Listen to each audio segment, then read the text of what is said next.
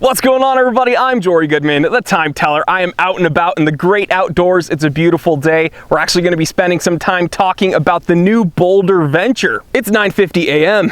Let's get down to business.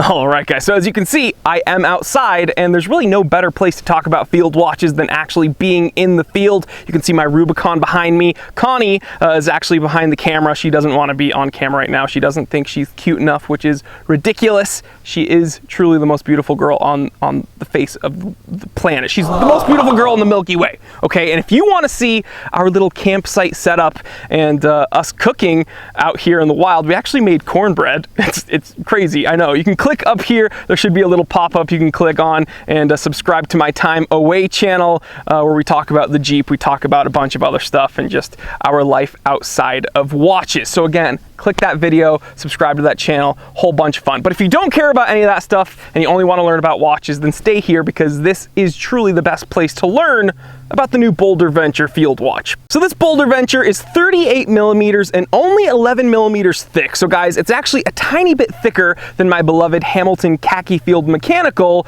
but you wouldn't notice this is a little bit bigger because this watch is incredibly light. When I first took it out the package, I was a little bit scared. I was a little bit put off, to be totally frank, because this watch is fully titanium. It has a solid titanium case, making this watch practically, I want to say, like almost invisible on your wrist. Like it almost disappears. The watch slides under your cuff perfectly, doesn't get hung up on anything. It comes on a really nice two-piece black NATO strap, and I believe the keepers on that NATO strap are also titanium. However, I removed that NATO because it actually wasn't quite big enough for my 7.5-inch wrist. I couldn't tuck it back fully, so I actually swapped it out for a Wrist Candy Watch Club black NATO strap.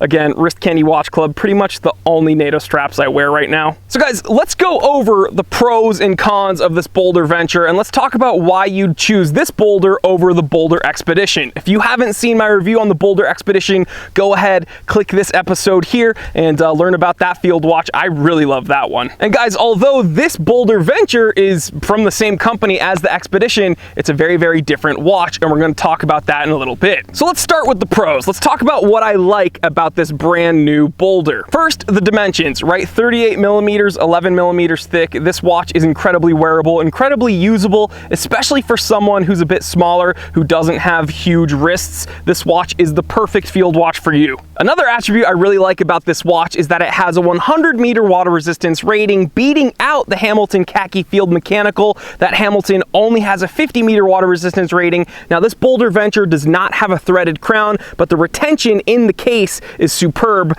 This crown is not opening up on you if you don't want it to. Let's see, this watch has incredible lume. I believe it's Super Luminova lume. I'll get a lume shot in there for you. You're getting a sapphire crystal, which of course is a great thing for a watch to have, especially if you're going to go out and about and bang it around. And one thing I really like about this watch is that it has an ETA quartz movement with a 3-year battery life. Now guys, I know that's going to be kind of off-putting to some of you out there. Maybe some of you only want to wear automatics, only mechanicals, and I understand. But if you're looking for a watch that's incredibly durable, that doesn't have a whole lot of moving parts, something that you can bang around and really rely on, this watch is a great option for you. So okay, it's tough, it's tidy, it has some really good dimensions. There's a whole lot to like about this watch, but let's talk about some of the cons. Now guys, this might be a little bit confusing. The cons of this watch, let me put it this way. The strengths of this watch could also be its weaknesses. Let me explain. First of all, the quartz movement, ETA quartz. Some people will not like that and will never buy this watch because of that. Some people only want mechanical movements, some people only want automatic movements. Again, I mentioned that earlier. I get it. I just think, you know, you can't go wrong with one durable quartz watch. I just think it's great for a collection to have, but I'm going to add that to the cons list because I know some people will never buy this watch because it's quartz. The next con I see with this watch is that it is freakishly light, okay? I know some people, they want a durable watch, but they want the watch to actually feel substantial on this wrist, or on their wrist, I should say.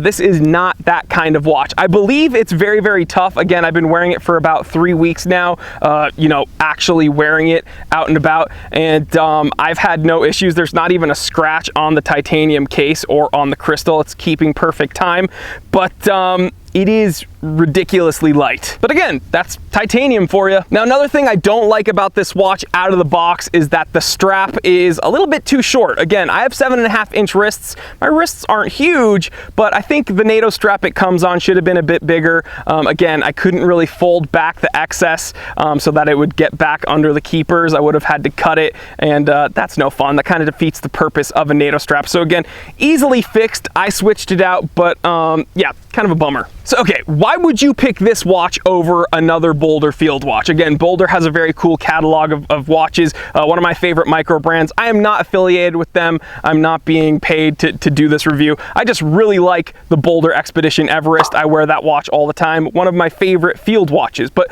why would you pick this over that Boulder Expedition that I love so much? Well, I think it comes down to size and usability. We're gonna go ahead and put up some of the specs of the Boulder Expedition over here so you can take a look. Now, this watch, again, 38 millimeters, 11 millimeters thick, titanium, very, very sleek. It has a little itty bitty crown. The Expedition has 2 big crowns sticking out the side. This watch is just very sleek, very slender, very slim, and it kind of disappears on your wrist for better or for worse. Some people really don't like that. But again, if you're a smaller dude, if you have slimmer wrists, you probably wouldn't want the Boulder Expedition Everest because it's that much bigger. This watch is much easier to wear if you want something a bit smaller. Now guys, although this watch is 38 millimeters, and again, I keep mentioning that it's small, it's sleek, it's slender, I don't really think you're compromising anything there. This watch is very, very tidy. The dial is incredibly easy to read. You are getting some 24-hour indicators on there, or I should say 24-hour markings, but again, it's not really mucking up that dial. The hands are very, very sharp.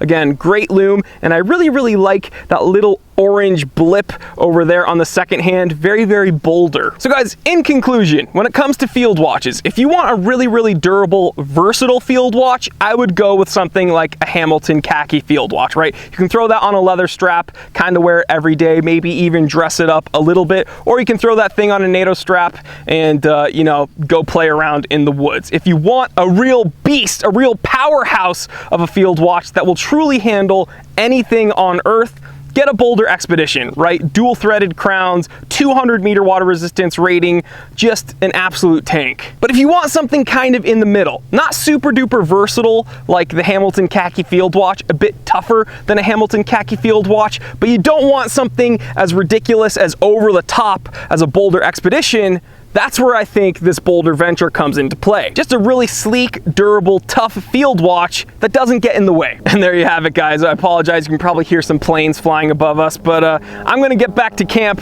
I'm gonna have some fun and just chill with my girl. We're gonna appreciate the great outdoors and gonna have some fun with my Boulder Venture. But guys, if you wanna learn more about this Boulder Venture or the Boulder Expedition or the Hamilton Khaki field watch for that matter, click the links in the description below. It'll send you to some videos. I actually did a video comparing the Boulder Expedition Everest to the Hamilton Khaki field watch, so click up here and watch that episode. Very cool comparison, if I do say so myself. And guys, I know you're wondering, I know you're asking yourself, how can I support this amazing channel? The Time Teller just does such incredible work here on YouTube. Well, guys, thanks for asking, okay? First, you can go ahead and subscribe, obviously, but also you can click the link in the description below and shop at the Time Teller shop. I have watches, watch straps, watch winders, watch toolkits even, really the one-stop shop for the watch collector like you. So again, click that link, shop around, you keep me here on YouTube and you help me out a ton, and I'll love you for it. And if you're new here, if this is your first time joining us here at the Time Teller channel, I want to say thank you so much for stopping by,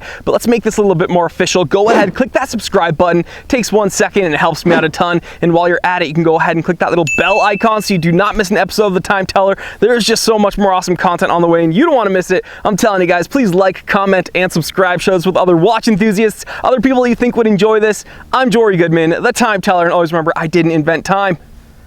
I just tell it. All right, well, if you enjoyed this episode, please consider subscribing to the channel because there's a whole lot more where that came from. Also, I have no idea how YouTube works yet. Hopefully in the future, I'll get the hang of it, but I think there should be some recommended videos for you to watch. There might be one over on this side of the screen. There might be one over on this side of the screen. Who knows where they're gonna be? YouTube's always changing. Life is always changing. You know, there's a lot to learn about life. We'll save this for another episode. Anyway, click one of these videos, watch it, subscribe to the channel. I love you.